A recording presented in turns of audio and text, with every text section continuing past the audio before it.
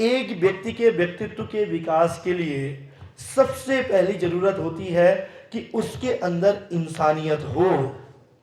अगर वो इंसान है और उसके अंदर इंसानियत है तो जीवन में वो कभी असफल नहीं हो सकता। बहुत बार होता है कि आपको एनडीए में जाना है, आपने रिटर्न निकाला लेकिन आप मेडिकल में अनफिट हो गए, आप मेडिकल पास हैं, आप एसएसबी में बाहर हो गए हैं, मन था कि मैं इंजीनियर बनूं, नहीं बन पाया। लेकिन इसका मतलब जीवन में कभी यह नहीं होता कि आपका जीवन खत्म हो गया। जीवन में ईश्वर ने अगर किसी व्यक्ति को कुछ बनाया है तो यह तो निश्चित मान के चलिए कि वो अपने उस बिंदु को अगर पहचान ले कि मेरा एम क्या है और उसके प्रति समर्पित होकर जाए तो उसको सफलता निश्चित रूप से मिलती है। लेकिन इस समय एक जो सबसे बड़ी समस्या देवभूमि उत्तराखंड के लिए आ रही है, या हमारे पहाड़ के लिए आ रही है, या हमारे देश के लिए आ रही है। आज विश्व पटल पर अगर भारत की भौगोलिक स्थिति देखेंगे और अगर जनसंख्या की बात करेंगे तो हम नंबर 1 में हैं। नंबर 1 खाली जनसंख्या नहीं, अगर युवा पीढ़ी की बात करें, कहते हैं ना कि संघर्षों के आयामों से इतिहास बना करते हैं, जिस ओर जवानी चलती है उस ओर जमाने चलते हैं।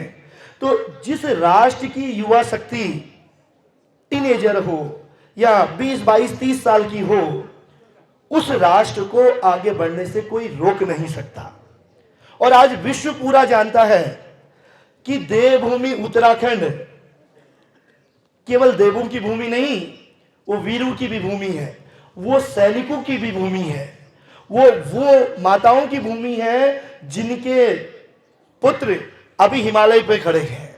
यानी कि सियाचिन, कश्मीर, जेएनके, हर जगह आतंकवादियों से लोहा लेने के लिए हमारे भाई, किसी का पिता, किसी का पुत्र, किसी का परिवार का सदस्य, वो देश की रक्षा के लिए, अखंड भारत के निर्माण के लिए खड़ा है।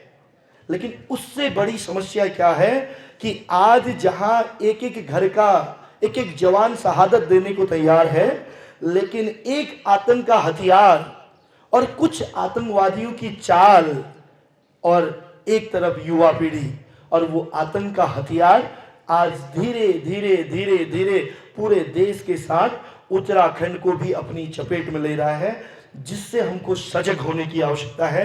क्योंकि बहुत सारे भैया बहनों को मैंने देखा था जो बहुत अच्छे थे, फिजिकल फिट, पढ़ने में ठीक, कोई कम पढ़ने में थे तो कोई स्पोर्ट्स में अच्छे थे।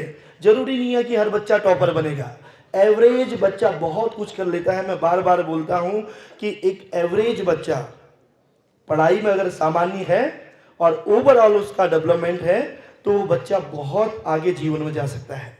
लेकिन जिस तरह से आज ये आतंक का हथियार, ये दानव रूपी राक्षस हमारी युवा पीढ़ी को, विशेषकर टीनेजर को 13, 14, 15, 16, 17, 18 साल में चपेट में ले रही है, तो आप मान के चलिए कि आपकी कोई भी शिक्षा, आपका कोई भी मेडिकल, आपकी कोई भी हाइट, कोई भी पर्सनालिटी काम नहीं आएगी अगर नशा रूपी राक्षस के आगोश में हमारी युवा पीढ़ी फंस गई। तो मैं केवल इस बात का आह्वान करने के लिए आया हूं कि इस समय ये सही उम्र है कि हमारे जीवन में हमें क्या करना चाहिए, क्या नहीं। आप डॉक्टर, इंजीनियर बनेंगे नहीं बनेंगे वो तो आप बन ही जाएंगे, लक्ष्य कुछ ना कुछ ईश्वर ने आपको दिया होगा। लेकिन जो सबसे बड़ा भटकाव है वो ड्रग्स का है, और ड्रग्स की वजह से जहां आतंकवादियों को 40% रेवेन्यू मिलता है, और जहां आतंकवाद का, उस नशे रूपी आतंकवाद से कई घर बर्बाद हो चुके हैं, कई परिवार नष्ट हो चुके हैं।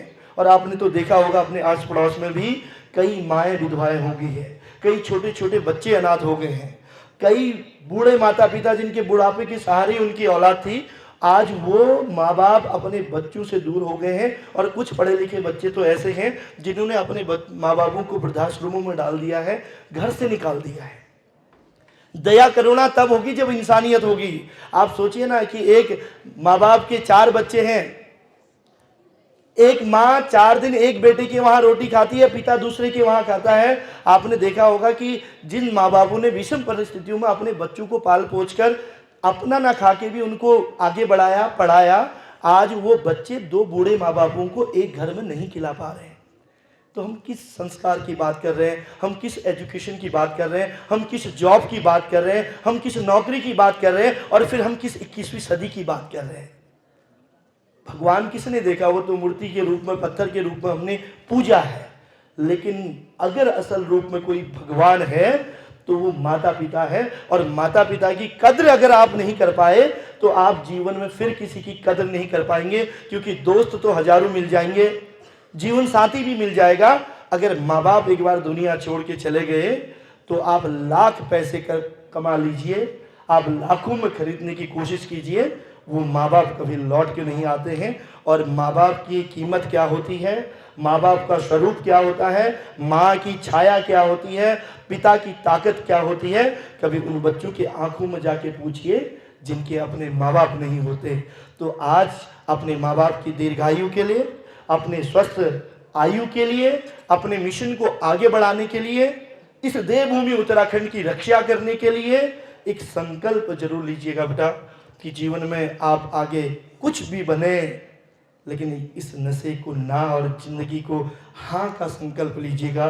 क्योंकि कई परिवार बर्बाद हो गए हैं, कई छोटी छोटी बहनें अनाथ हो गई हैं। और मुझे ये उम्मीद है इस विद्या मंदिर के भैया बहनों से कि आप एक बार अगर ठान लें तो हम इस जनपद बागेश्वर से नशे का नामोनिशान मिटा सकते हैं। केवल संकल्प लेने की आवश्यकता है।